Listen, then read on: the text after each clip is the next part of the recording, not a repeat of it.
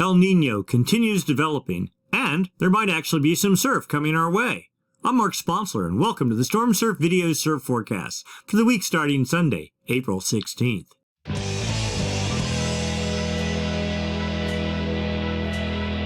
Stormsurf, waves, weather, buoys, altimetry, snow, temperatures, El Nino, weather analysis, essential data for outdoor people, all the time, no hype. Be sure and like and subscribe. Ring the bell. You get automatic notifications when the videos are posted, typically on Sunday evenings. And if you'd like to donate a little bit, use the Super Thanks button down below, and you can contribute to our new server project. We're almost there. In fact, I'd like to take a moment to thank folks that have already donated. Ken Antel, super donator, thank you very much. Very generous contribution. Then Kirk Sullivan, Elliot Harris, Tim Caston, Amor's Galaxy, Coach Nate 1, Peter Belden, The Horn Shark. Thank you so much for your contribution. That's getting us closer to getting our server, and I think we're really close. All right, let's get to work. We'll start by taking a look at significant wave heights for the North Pacific, and like we teased at, there is actually some surf trying to develop in the North Pacific. Little gale here is in the northeastern Gulf of Alaska, generating 20-foot seas aimed at the U.S. West Coast, mainly north of Point Conception, and a little bit more development is forecast. So let's start by looking at current conditions. We'll start up in Northern California. Point Reyes buoy number 029. This is all the energy that's currently hitting the buoy, anywhere from up to 33.3 second period, real long period energy, energetic energy, which there is none of, all the way down to 5 second period, just pure wind chop. We see a little bump here at 14 seconds. This is actually energy from an earlier incarnation of that gale that we just looked at, starting to hit the North California coast. Look at all the area here under the curve. I mean, pure swell pretty much starts at about 13 seconds, what we call ground swell. The rest of this is wind swell of some kind. But integrating, looking for the biggest part of the swell, 3.6 feet at 13.6 seconds from 293 degrees. Theoretically, that would make surf about 4.9 feet. It's certainly smaller than that in San Francisco because a lot of this swell is shadowed. Moving down to the north end of Southern California, the East Santa Barbara buoy, 46053. We don't see a whole lot going on, just some, looks like basically 6 second period wind chop. And primary swell, 3.3 feet at 6 seconds. That theoretically could produce about 2-foot surf, and we're lucky if it's that big. Next up, we go down to the southern end of Southern California, buoy 191, Point Loma South buoy. And again, the same sort of pattern, very, no individual band even exhibiting 1 foot pure swell height. Looking at pulling it all together, primary swell 1.2 feet at 12.5 seconds from 192 degrees. That'd be from the south. So that would be surf at about 1.5 foot. And then finally over to Hawaii, north shore of Oahu, the Waimea Bay buoy's down, so we're going to use the Honolulu buoy on Kauai, number 202. And again, pretty much just looks like wind swell, and one would guess it's probably easterly or northeasterly wind swell. And the primary swell there, 4 feet at 8.2 seconds from 51 degrees. That'd be surf about 3.3 feet. And that's about what it's doing over there right now. So let's go back in time. We're just looking at the northern hemi right now. We're going back to Friday, the 14th. What was that, 2 days ago? A little gale developed here in the northern Gulf of Alaska. It's not even a gale, low pressure system. It generated seas at about 14 or 15 feet, something like that, Friday night. Into Saturday, you can see the leading edge of the swell right there. As we get into Sunday, right there, that's current time. You can see it. It shows it just pushing into Northern California now. Well, that was as of 18Z, and that's about right. That's when it hit the San Francisco Bay area, and you can see seas at 20 feet. All right, so what does the forecast bring? And this is where things get a little bit interesting. Not super, but at least something compared to the absolute nothingness that we've been having. So we'll start up at the Jetstream level. These are Jetstream level winds up at about 30,000 feet. These winds help support the formation of gales. When they form, help direct their track. We're looking for a trough, a dip in the jet to the south, just like right there. and just like right there. What that helps do is create a counterclockwise flow aloft and down at the ocean surface. That's the hallmark of low pressure. Of course, low pressure, if it's strong enough, generates winds. Winds, if they're strong enough, get traction on the ocean surface and generate seas. Seas, as they radiate away from the fetch area, eventually groom out and turn into swell. Swell, when it hits your beach, turns into surf. So we have one trough here, but it's super pinched over the dateline. Oh, let's get ourselves oriented. Japan's hiding under here. The Aleutians are up here. Gulf of Alaska here. California down here. Hawaii right there. You see the jet pushing off Japan, consolidated, pushing up off the Kamchatka, falling into a very steep trough, and you really can't get any good circulation going when the trough is that steep.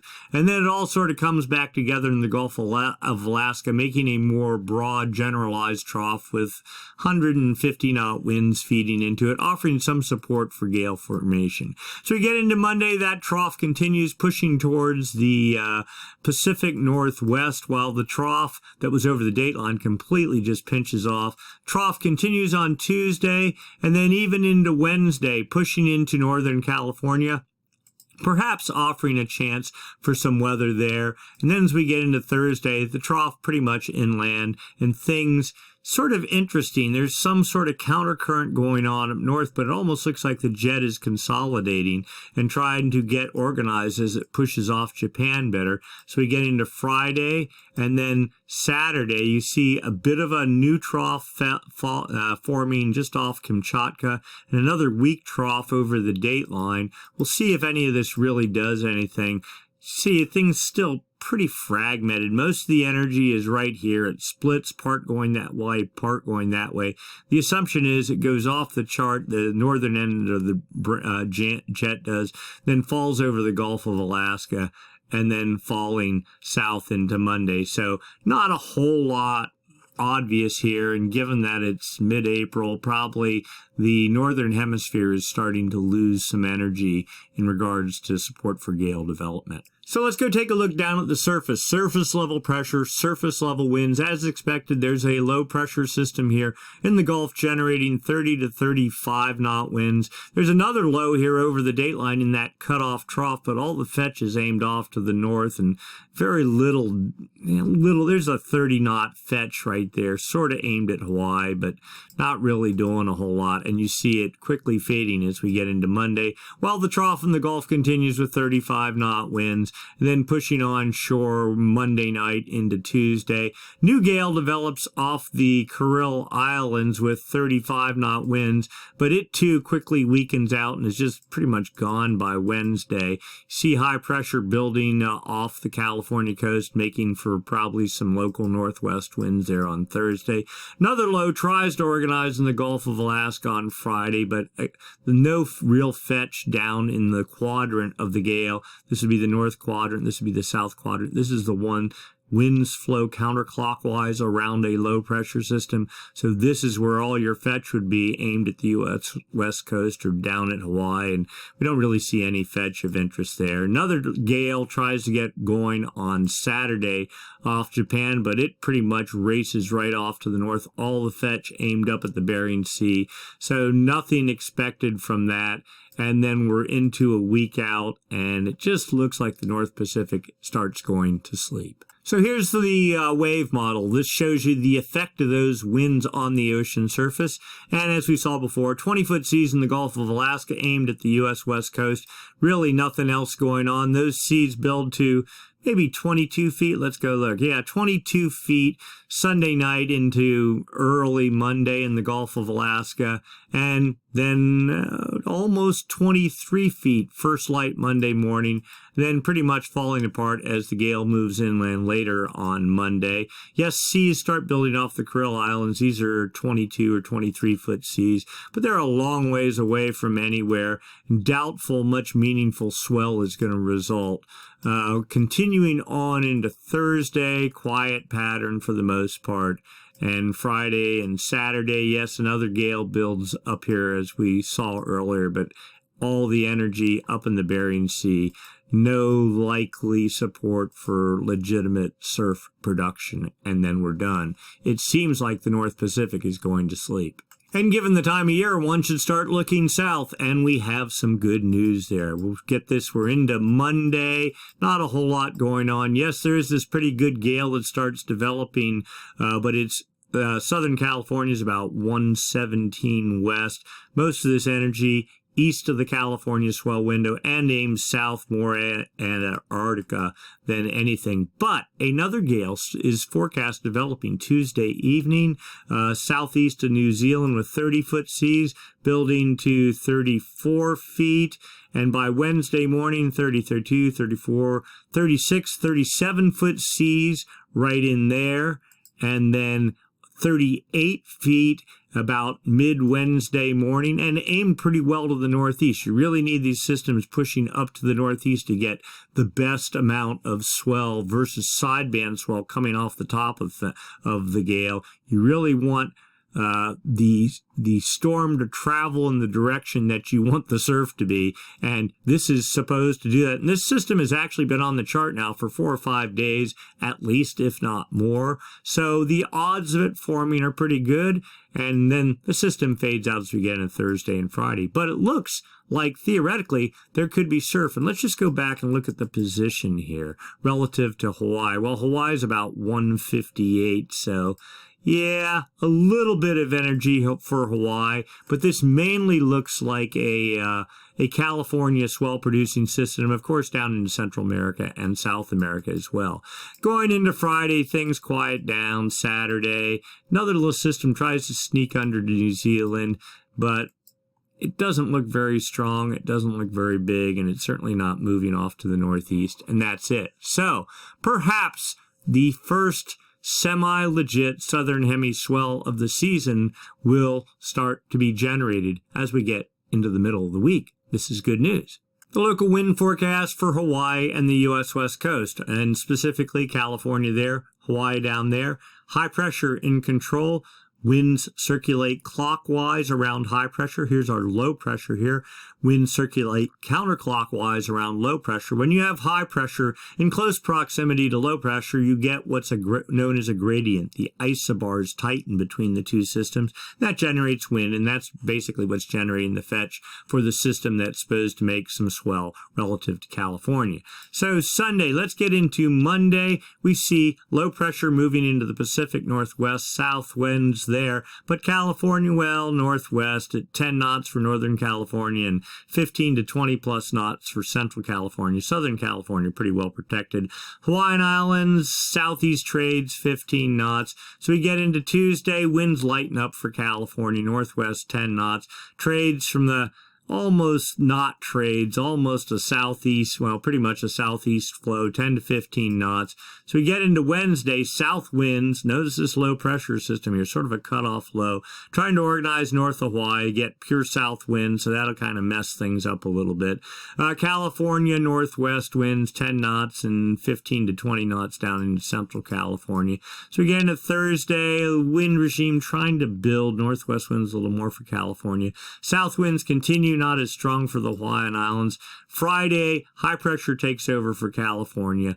The typical springtime gradient, I mean, it's just been incessant, creating massive upwelling, a lot of choppy conditions. I don't remember the last time I saw clean surf in Northern California, North Point Conception. But the good news is the Hawaiian Islands, with light trades, 10 knots, something like that, where 20 to 25 knot northwest winds off the coast of North and Central California. As we get into Saturday, still that northwest wind thing for California, 20 plus knots with standard trades for the Hawaiian Islands. And as we go into Sunday, winds maybe start to finally lighten up a little bit for California in the 10 to 15 knot range, and light trades for the Hawaiian Islands. Precipitation forecast for California. It's right here. The blues are rain, the whites and the yellows snow. So everything pretty much north of California other than Cape Mendocino. As we get into Monday, here comes the front, rain, cold temperatures pushing south to about the Bay Area Monday night into Tuesday, then dissolving. A little bit of snow for Tahoe, it looks like. That pretty much dissolving. And then the Cape Mendocino area, continuing rain as we go into Tuesday and Wednesday, but nothing really south of Point Arena. And after that, you can see the high pressure building in as we get into Thursday and Friday. And it looks like finally a break from the rain for California. Snow forecast dashboard for Olympic Valley, formerly Squaw Valley. You can see this is about 5 to 6 inches of snow all on, I think that's Tuesday night into Wednesday, and that's it. Nothing after that. We're not even going to go look at any other resorts because there's nothing forecast for Mammoth, and about the same amount for Kirkwood and Sugar Bowl. Snow levels you can see. So this is the base of Olympic Valley. The black line, the blue line is the summit. The red is liquid precipitation. The gray is sleet. The white is where the snow line starts. So at about 8,500 feet today, falling as we get into the supposed snow event, with freeze level down to 3,000 feet, maybe almost 2,000 feet later the day, and then staying below the base until we get into about the 21st of April. And then you can see just a slow, steady rise. And here comes your really better spring skiing conditions from top to bottom, with above freezing temperatures the whole way up to 12,000 feet. You need roughly a week of above freezing temperatures to get that good corn snow. And that's what it looks like we're headed towards 10 days out from now. Got a little bit ahead of myself there. Let's go take a look at the surf forecast for Northern California, Half Moon Bay. You can see the swell from the Gulf starting to arrive, building on Monday into Tuesday. 8 feet, that's probably pushing it. That's a bit of an exaggeration, but you can see clearly some swell there, and then slowly fading from there. Winds, not too bad, northwest at 5 to 10 knots, something like that. And then continuing. Well, it's wind starting to build as we get into Wednesday, so not too bad. Pure swell, 6 feet at 12 seconds, something like that. We go to Santa Barbara. Well, they're pretty much protected or shadowed by Point Conception, so you can see no real solid surf expected. Pure swell. This is all, you can see little bits, half a foot at 14 seconds, half a foot at 15 seconds, with wind swell mixed in there, so it sort of toggles back and forth, but nothing really obvious there. San Diego, a little bit better, basically 3-foot surf. You can pull down here. There is some little background southern hemiswell forecast in there, and it's probably a little bigger than about 1.5 feet at 15 and 16 seconds as we get into Tuesday, with then the wind swell all mixed in and the northwest swell, if it can get in, sliding in on top of that. But overall, surf heights generally pretty small. And then Oahu won't see any of that swell from the Gulf of Alaska. You can see this is pretty much all wind swell here. We can take a look. 3 feet, 2 feet at 7 seconds, 3.5 feet at 10 seconds. And then out here towards the end, there is some northwest swell forecast at 2 to 3 feet at 13 seconds, and that would theoretically be 3 or 4 foot surf. So, but that's, what, a week out? So we'll see whether that really materializes. All right, let's go take a look long term. What's going on with the Madden Julian Oscillation and the El Nino Southern Oscillation? These two weather oscillations are the major determiners for the potential for surf and weather across the Pacific Ocean. We're going to start by looking at the MJO, the Madden Julian Oscillation. There's two phases, the active phase and the inactive phase.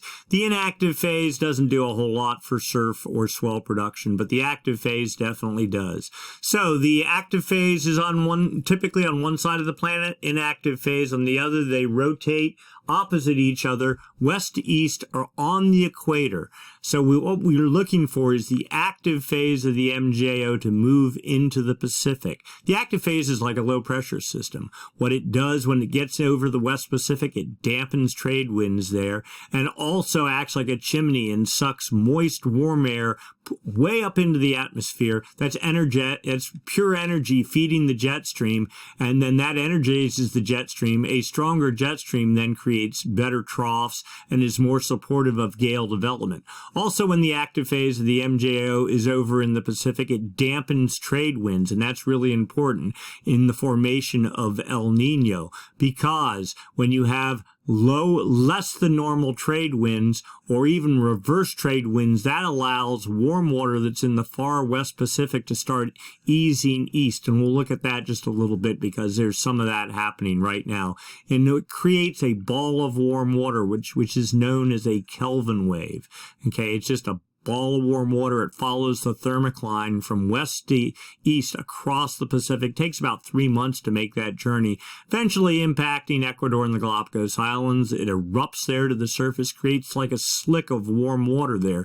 If you have successive active phases of the MJO, they can create successive Kelvin waves, and that changes the balance of where the warm and cold water is in the Pacific, and it starts creating a lot of warm water off of Ecuador, and that is the hallmark of El Nino. So we're very interested in following that, and a lot of that type of activity is happening right now.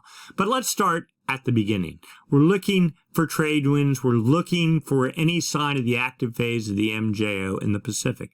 This is the West Pacific here. This is the East Pacific here. That's the equator right there. 180, that's the date line. So over here, this would be like Ecuador. It's a little bit off the chart in the Galapagos there. There is New Guinea right there, and the far West Pacific is just off the edge of the chart. We're just looking at the arrows. These show the actual wind speeds, 5-day average winds. See trades out of the east. The longer the arrows, the stronger, so not too strong.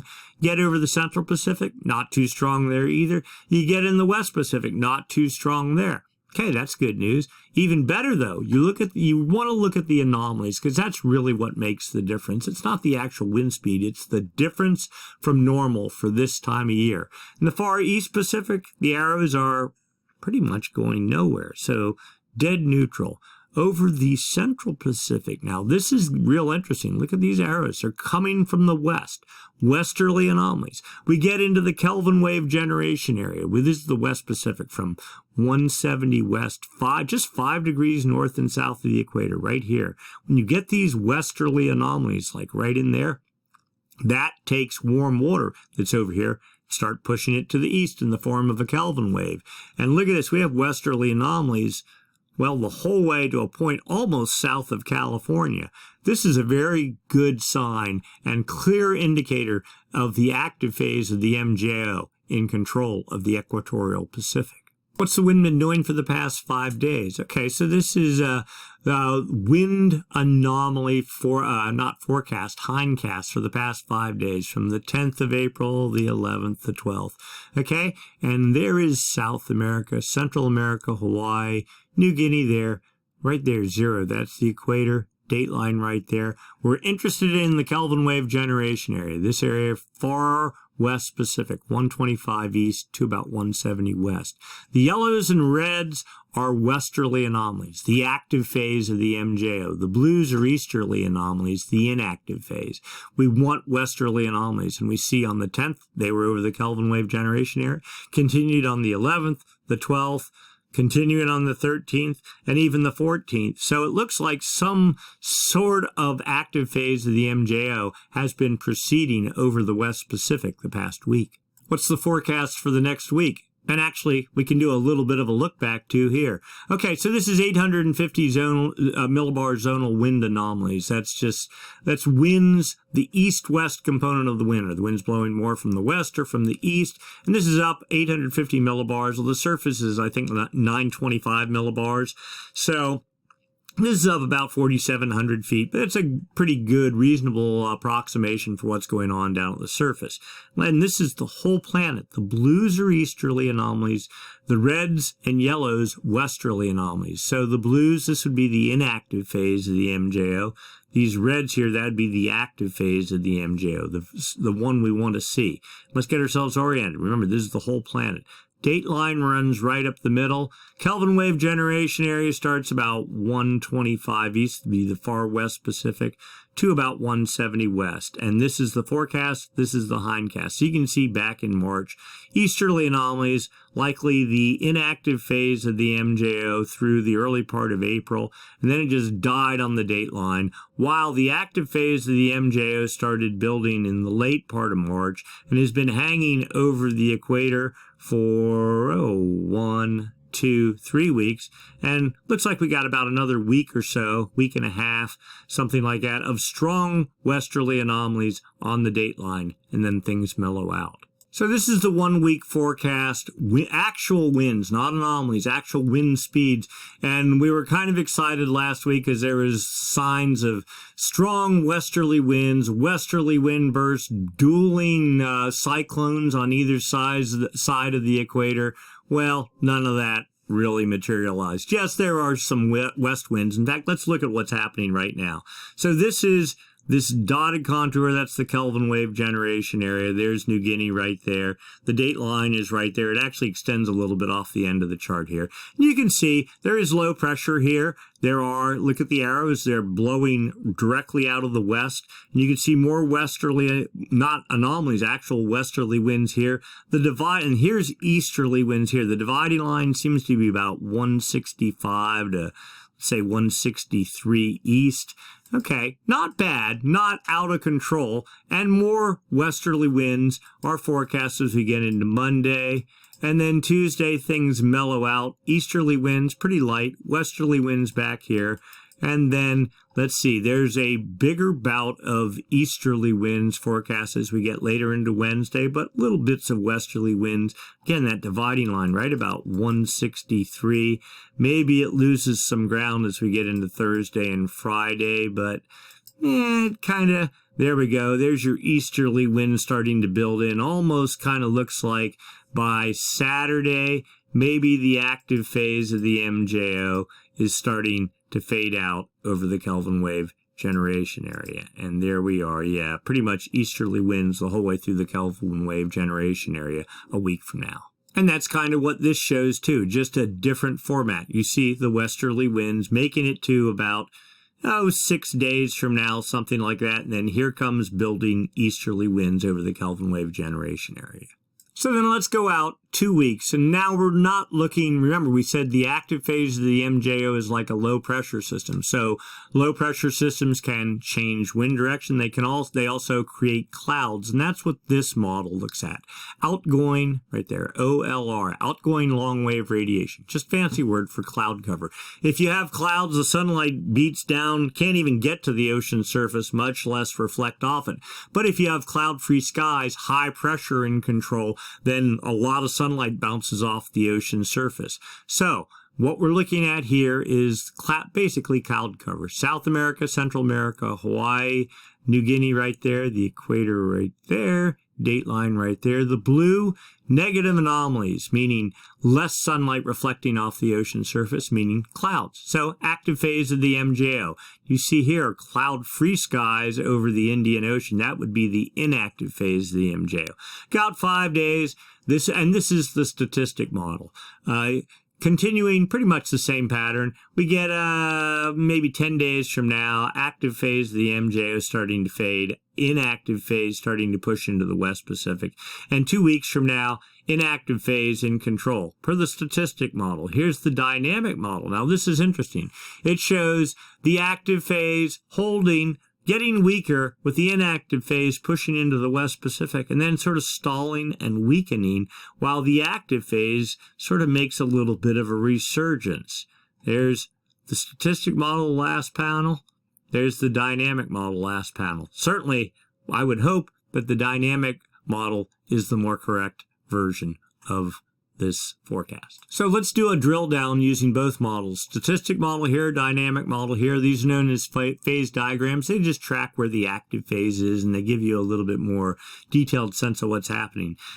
How do you read this chart? Well, phase 1, 2, 3, 4. These are just where the active phase moves from typically. From the we'll start here. From the far west Indian Ocean, over the Indian Ocean, to the maritime continent, that'd be like Bali, into the West Pacific, the East Pacific, under the United States, across Africa, back to the Indian Ocean. The heavy dot is where the active phase is right now, and the further the dot is away from this circle, the stronger the active phase is. So a moderate active phase today in the West Pacific, sort of the Central Pacific, and these are 3 different forecast projections from the statistic model. All of them have the active phase being we'll say over Africa, ranging from very weak to modest at best. That'd be 2 weeks from now. Each one of these is a day, day 1, 2, 3, 4, 5. And this is the track from past. So this would be, let's see, March 7th, the whole way through to the 30th, and then where it's been in April. Now going over to the dynamic model, yes, showing something similar, but this is interesting. It's done this multiple times in the past couple of months, where the active phase, yes, it fades out of the Pacific, it quickly tracks to the Indian Ocean, and then it just starts circling back towards the West Pacific. And this is theoretically maybe the second time this has happened in 2 or 3 months, something like that. A clear indicator that the active phase of the MJO wants to be in the West Pacific, which is fine with us. That's a good news. And that it has a tendency to want to be there, which is pretty typical of building El Nino type situations. Next up, the upper level model. So this shows areas we talked about, let's see, sunlight, the effect of the active phase of the MJO on sunlight creates more clouds. It also dampens trade winds, and it also supports precipitation. So this is a precipitation model, and it's a statistic model. So it's going to be more pessimistic based on what we just saw than a dynamic model. All there is a statistic version to look at. The greens are areas favorable for precipitation. One could assume the active phase of the MJO. The yellows and oranges, the inactive phase of the MJO, dry air, not favorable for precipitation. 0, there's your equator. South America, Central America, New Guinea there. Kelvin wave generation area right about in here. So active phase weak, it looks like, and fading 5 days from now by the 26th of April, all but gone. Inactive phase building into the Pacific, making its way across the Pacific into about, mid-May, something like that. So that'd be about a month from now. And then here comes the active phase of the MJO developing in the Indian Ocean and pushing towards the Pacific. But again, this is the more pessimistic of the models because it's the statistic model. All right, so let's go to the CFS model, and this goes out 1 month. The forecast is down here, past performance up here. Again, this is the 850 millibar zonal wind anomalies, the reds and oranges, westerly anomalies. Those are the ones we want, the blues, easterly anomalies. So you can see back in late January, February, and the solid contour here, that's the active phase of the MJO. Notice a little bit of tropical development. It's always centered around the active phase. Not always, but most of your tropical activity, when the active phase is traversing the Pacific, and the Pacific starts about 125 east, so right there. When it's going across the Pacific, it's a low pressure system. It feeds energy to the jet stream. It reduces trade winds. All those are good things for creating tropical storms. So as we get into the August-September time frame, when we start seeing the active phase of the MJO pushing across the Pacific, we'll also be watching for tropical storm development, and specifically looking at Hawaii and the eastern Pacific. All right, so this is past. Then we had the dotted contour is the inactive phase of the MJO. It faded out in April 7th, something like that. Here's our current active phase of the MJO with strong westerly anomalies pretty much last week. And westerly anomalies forecast to hold, so each one of these tick marks is a week. So about a week, week and a half, making its way across the Pacific. Now notice the solid contour is not connected there, but one can assume they literally are connected. This is the same active phase of the MJO moving south of California and towards Ecuador about a week from now. If we were later in the year, I'd say this might be a window for tropical storm development, but we'll see. It's a little bit early still, and water temperatures still have a bit of a ways to go. Anyway, a week from now, blues, that's weak easterly anomalies taking over the Kelvin wave generation area for the next 1, 2, 3 weeks. Now, this is a different rendering of the same model, the CFS model, and it's still 850 millibar zonal wind anomalies. Past performance down here, the forecast up here.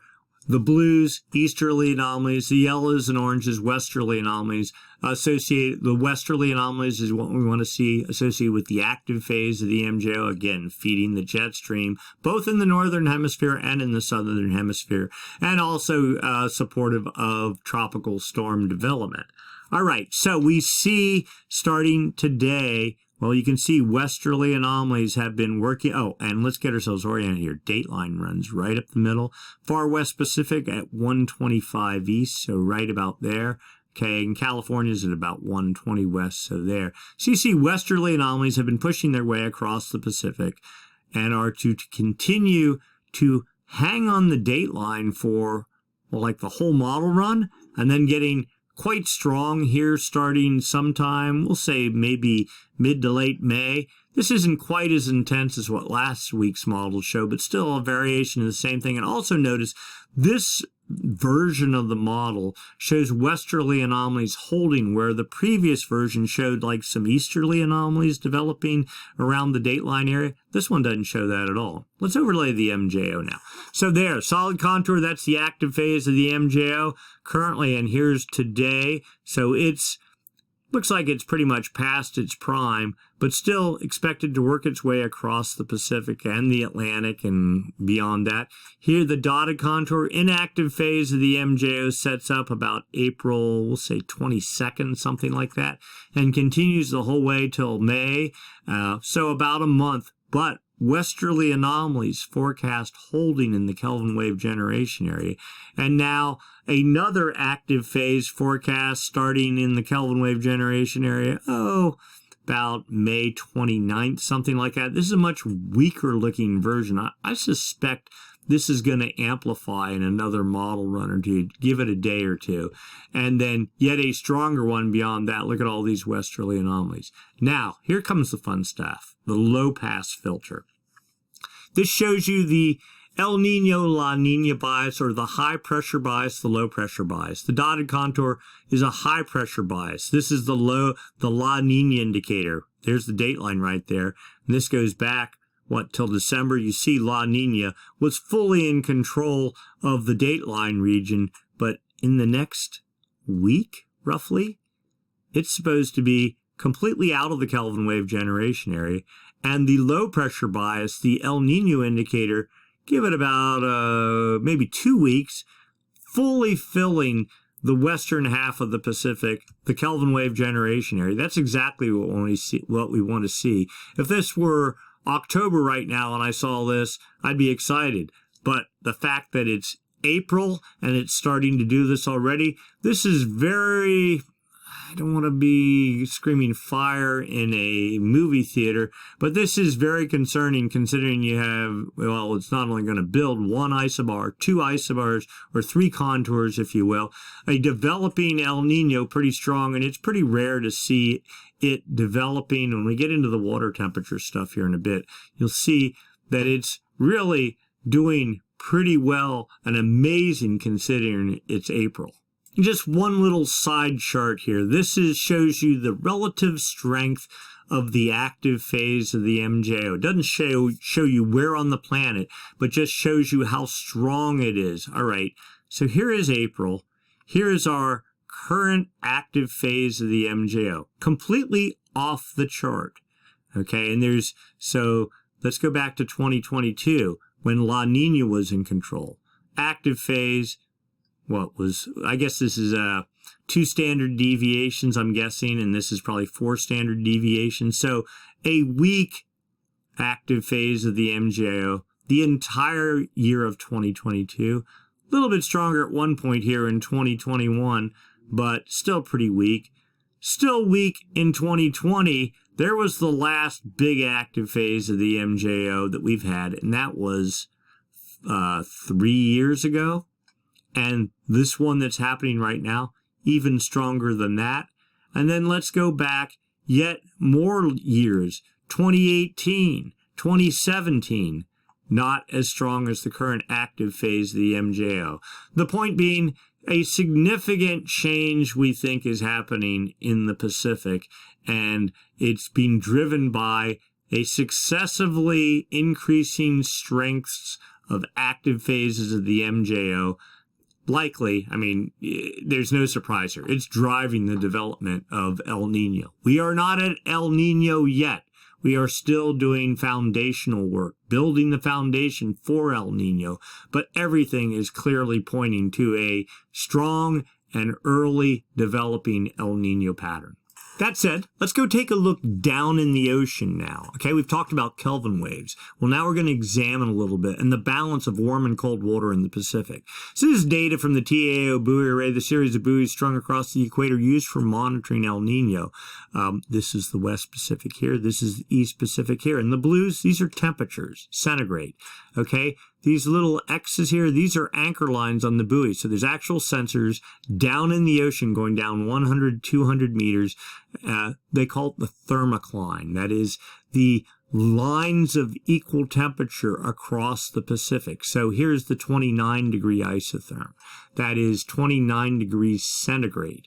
Okay, that's warm, very warm water. This wasn't even on the chart for 3 years. You see it's moving. It's actually building to 175 east now. A couple of weeks ago, it was just a couple of pixels on the image. It's pushing this way. The 28 degree isotherm, I think last week was maybe about 170.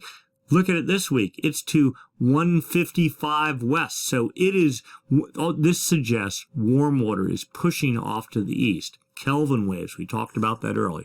26 degree isotherm, whole way across the Pacific and nice and deep. It used to be a year ago at 140 west and it was all cold water here. So clearly warm water that was all over here is starting to slosh over to the east. But it's not the actual temperatures that really matter. The anomalies tell the picture quite well. You see 3 degree above normal temperatures right here, working their way like a river across the Pacific to the East Pacific. Kelvin wave number 1 here, Kelvin wave number 2 here, Kelvin wave number 3 building back here. We said successive active phases of the MJO can create successive Kelvin waves, and if you get that pattern, then you can get El Nino.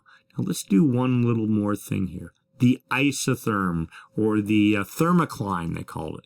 So it's this, I think it's the 24 degree isotherm. That really sort of is the bottom boundary for Kelvin waves. So you get westerly anomalies, winds blowing from this direction to this direction in the West Pacific. They tap this warm water, but the warm water doesn't travel across the ocean surface. One of our readers asked, well, how does this work? And I can't tell you exactly how it works, but I can tell you what happens is the warm water spills into the Pacific, driven by these westerly anomalies. It falls down in the Pacific, goes down about 150 meters, and then follows the thermocline the whole way across the Pacific. Notice it starts rising as it gets to the east. Now look at this chart. Look at where the warm water is going. There's 150 meters. It's following that just like a highway. And it's driven by Coriolis force. Coriolis keeps it from moving either north or south, but keeps it right on the equator. The westerly anomalies spill the water and give it momentum into the Pacific, and then it just follows right on across the Pacific, hitting Ecuador here or here, and then erupting to the surface. And we'll look at the surface analysis in a minute. Now, here is yet another version of that. This is based on satellite data, and we'll go look at the raw data in a second, but you can see massive pool of warm water. Oh, and good point here also. The warm water, it falls, and it kind of loses some temperature, and I don't know why, somewhere around here, but then as it starts rising up, it starts building. I think because it gets more concentrated, you see there's a lot of area here where it gets squeezed into a really tight little ball here, the way the thermocline works, and then slams right into Ecuador, and it like superheat or gets concentrated right here, and then that all gurgles to the surface. So this is entirely different technology, but it's showing the same thing. Kelvin wave 1 here off of Ecuador. Kelvin wave number 2, I'd say it's right in here. There's a little break there. So this is the leading edge of Kelvin wave number 2. That's probably, I don't know, another 3 weeks, something like that. It takes 3 months to go from here to here more or less, depending on how much momentum, how strong the westerly anomalies are that drove the Kelvin wave, that give it the push to get it going. It's really just momentum forces it across. But it's at about 105, the leading edge, so it's past Southern California, well on its way to Ecuador. A couple more weeks, it'll start erupting. And then we think this is a new developing Kelvin wave number 3 here in the far west Pacific. Sea level anomaly chart. This is the how those previous charts were put together. Instead of using buoys, you use satellite data. This is Jason 3 satellite data and probably a host of other satellites. They beam down radar on the ocean surface, measure how quickly it reflects off the ocean surface, returns back to the satellite. The more diffuse the light is, that gives some indication of how big the waves are. And literally, you can map wave heights using this radar. But what it also you can use it for is measuring the sphere of the ocean surface. Is the sphere higher or lower than normal? You take out the waves, the wind waves, the tides, and is the sphere higher and lower than normal? Why would that matter? Well, cold water depth contracts, and when it contracts, it'll leave a divot on the ocean surface. Warm water expands, and when it expands, it'll create a bump on the ocean surface. So what do we have here? Well, the yellows and reds are all positive. And there's Chile, Peru, there's the equator right there. There's the date line right there. There's New Guinea right there. We have positive anomalies going the whole way across the equator, slamming into Ecuador. Look, it's starting to spread north and south. We want, at some point, this warm water will eventually work its way up into California, driven by, well, hopefully reduced trade winds at some point, and just by the force of massive amounts of warm water and multiple Kelvin waves erupting here. Now, that's a hope. Right now, we're not there. The warm water is making it to Panama, and that's about it, and south down into Peru, and that's about it. But the point being, a whole river of warm water is making it across the equator, with a lot more hiding back in these islands, getting squeezed out. You can see it here and here. So warm water on the way. Upper ocean heat anomalies. The top 300 meters of the ocean surface. That's where the thermocline is. That's where the Kelvin waves are. You can see it here. West Pacific here. East Pacific here. Blues, colder normal temps. Yellows and oranges, warmer than normal temps. Back May last year, Kelvin wave. It's a ball of warm water that traversed almost the whole way across the Pacific.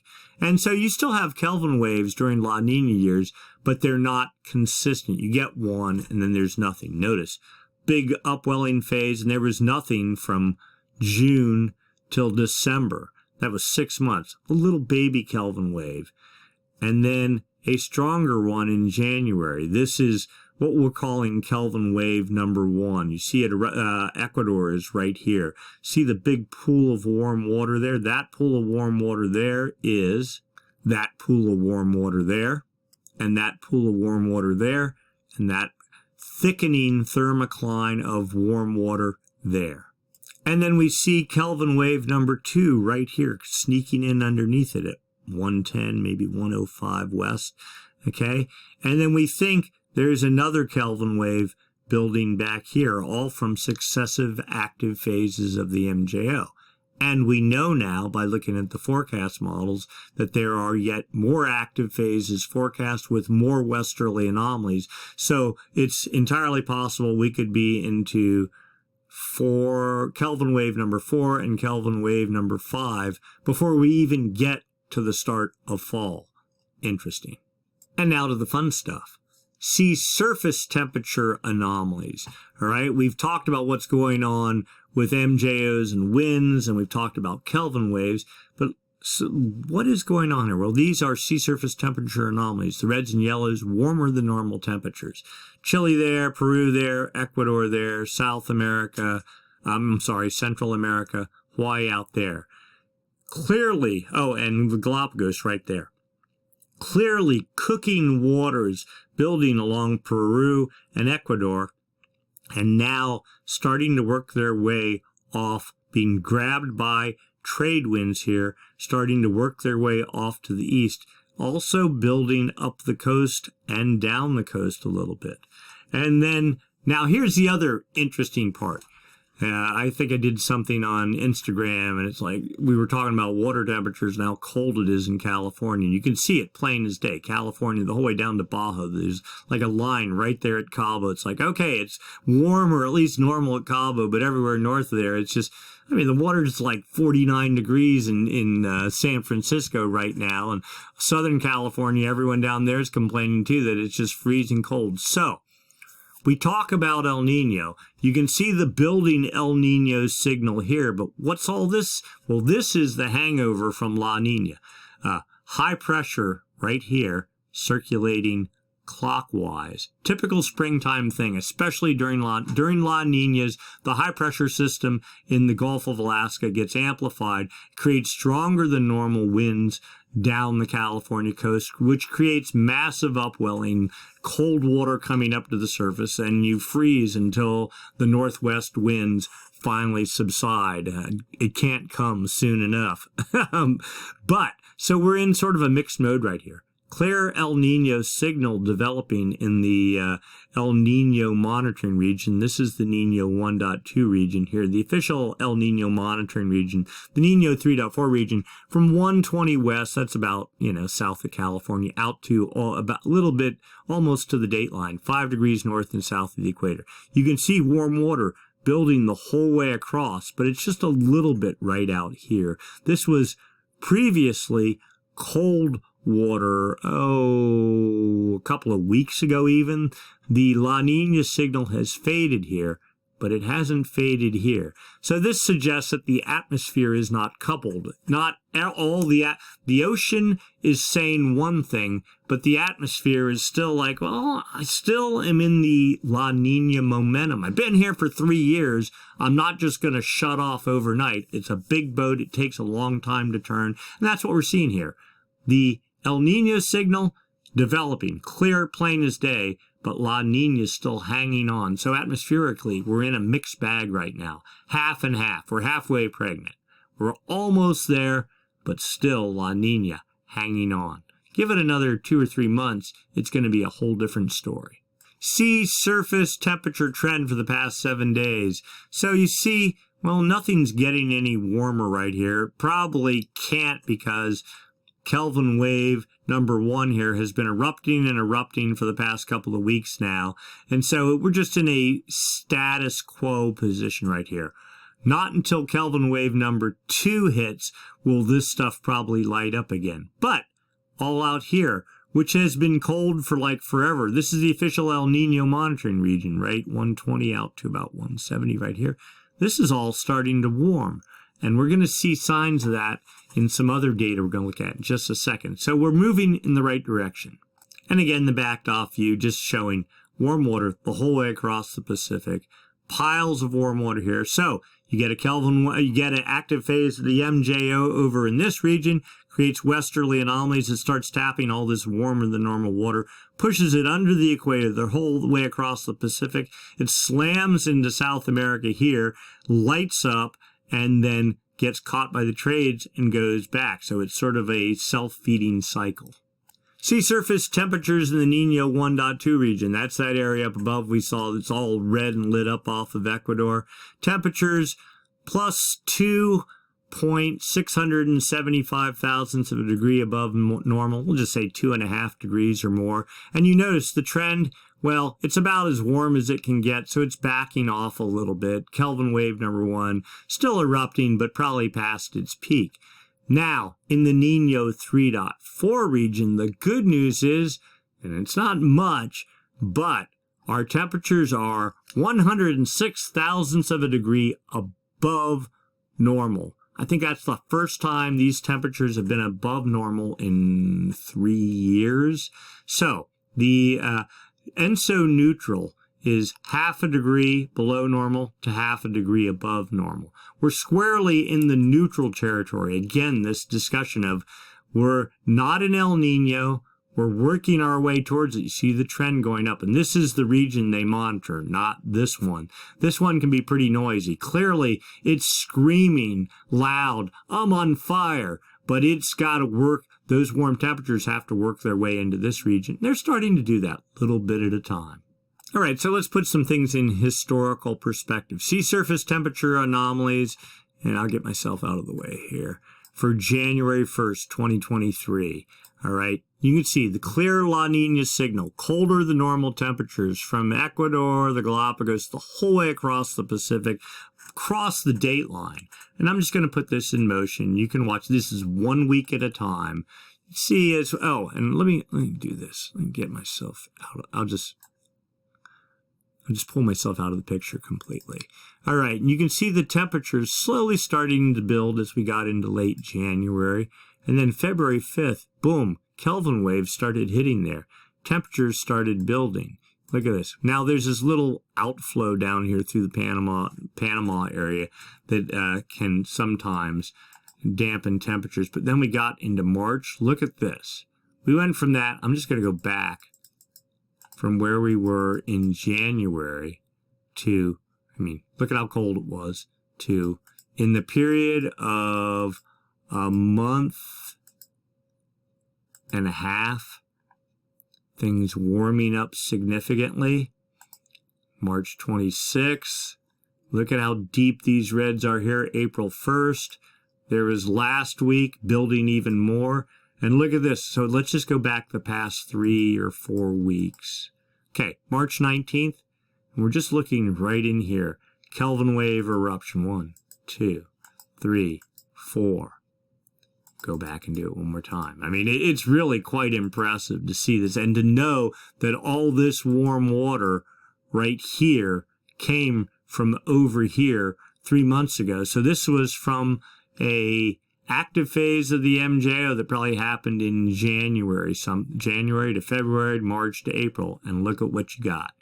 And we'll keep doing this every week, but it's pretty obvious. You can see it's building here, making its way across out to here. In fact, let's go back. Let's go look. Here we are in February. Cold, cold, cold. We got a little buildup here in March. That faded right in there. There was a little wind event or something. And now we're back into April, and it's rebuilding again and fully connected the whole way across. While at the same time, we still have our massive upwelling in California. All right, so that's that. Now let's do one other thing. This is the last really super El Nino. 1997 was the 97-98 El Nino was as textbook a mega El Nino as you could ever want. Here's what temperatures were April 15th of 97. Now let's compare that with what they are today. You see, it's not even really comparable. We're much stronger now than we were back then, and that was kind of the gold standard of what an El Nino is. So if that's the case, what is this going to be? Guess we're going to find out.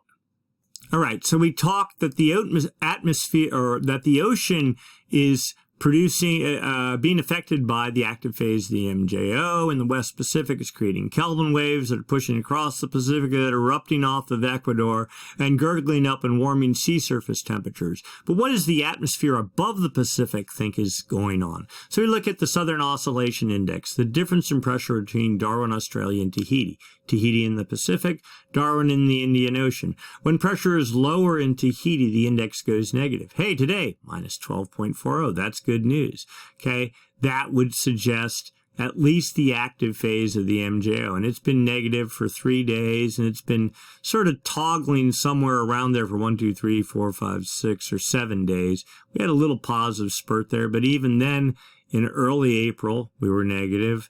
In fact, we've been at negative or close to negative for a month now. That we were nowhere close to that. We were in strong positive values even 6 to 8 weeks ago, something like that. So clearly something's happening. The 30-day average sort of takes the noise out of it. Today, we're at minus 0.45, almost dead neutral.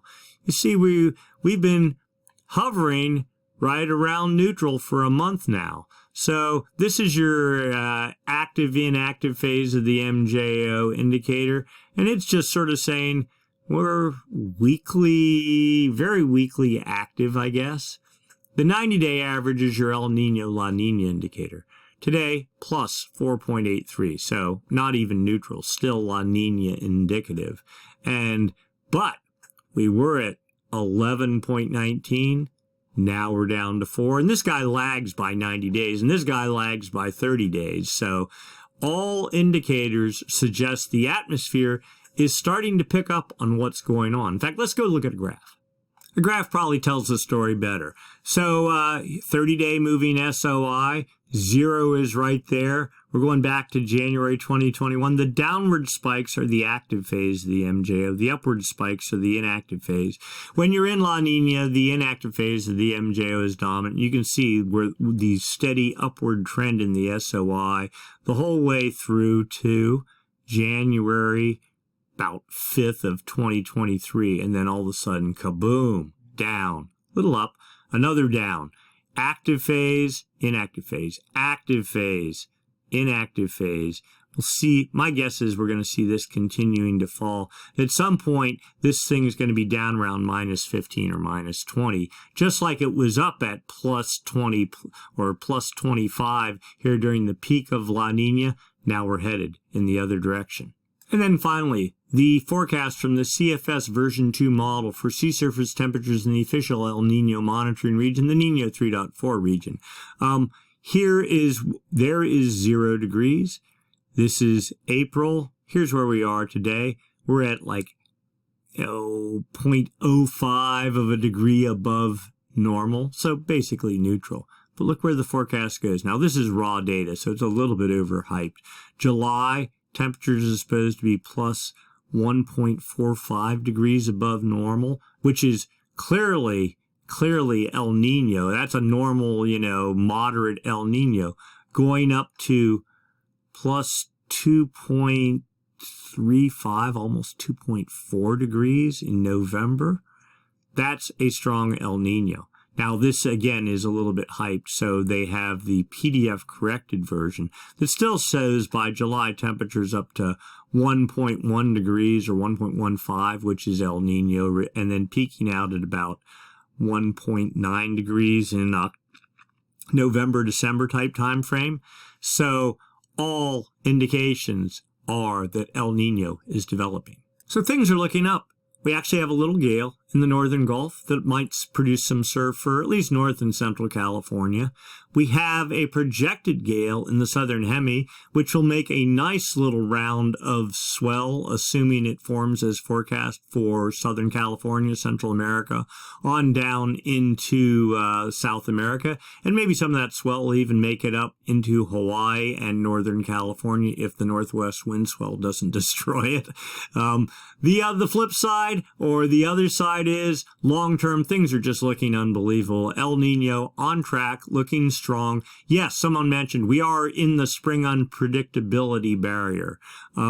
But typically when you get this kind of, what's it going to do? The models have a difficult time in spring. The signal, though, is incredibly strong. It looks like the spring unpredictability barrier is not unpredictable this year. It seems like the train has left the station already. That said, I think it'd be smart to keep a little bit of caution in your optimism looking forward. When we get to the June time frame, we'll be out of the barrier, and then I think all the models will really coalesce. All of them are, I've looked at multiple models over this past week. Everything's saying we're heading to El Nino. The issue is, how strong is it going to be? It's way too early to say exactly, but it certainly looks like the signal is indeed strong. So long term, things are going to get interesting. The tropics, for Central America and that area, probably be pretty good in the late fall. Hawaii, they're always worried about getting hit by hurricanes, typhoons. This year might be a year to be somewhat concerned about that as well. We're also very much interested in tropical systems in the far west Pacific. They get caught by the jet stream, recurve into the Gulf of Alaska in the fall time frame. That seems like it could distinctly be a possibility. And those extratropical typhoons can do amazing things in terms of surf production. So we'll be looking for that as we get, 6 months from now, or three or 4 months from now, sort of thing. Anyway, things looking very good on all counts. We're doing all right. All right, that's this week's video. If you enjoyed the video, be sure and give us a thumbs up. If you haven't subscribed, please subscribe, ring the bell. That way you'll get automatic notifications when the videos are posted, typically on Sunday evenings. If you don't want to do that, that's okay too, though. You can get to the videos. There's a link at the top of every page on stormsurf.com. That's our supporting website for this video, and you can get to the video that way. And if you'd like to make a small contribution, send us a tip. That'd be great too. We're trying to buy a new server for we got an ancient machine that's running our buoys right now, and we're really close to getting there. All right, other than that, we're done for this week. We'll do it again next week, same time, same channel. Thanks for watching.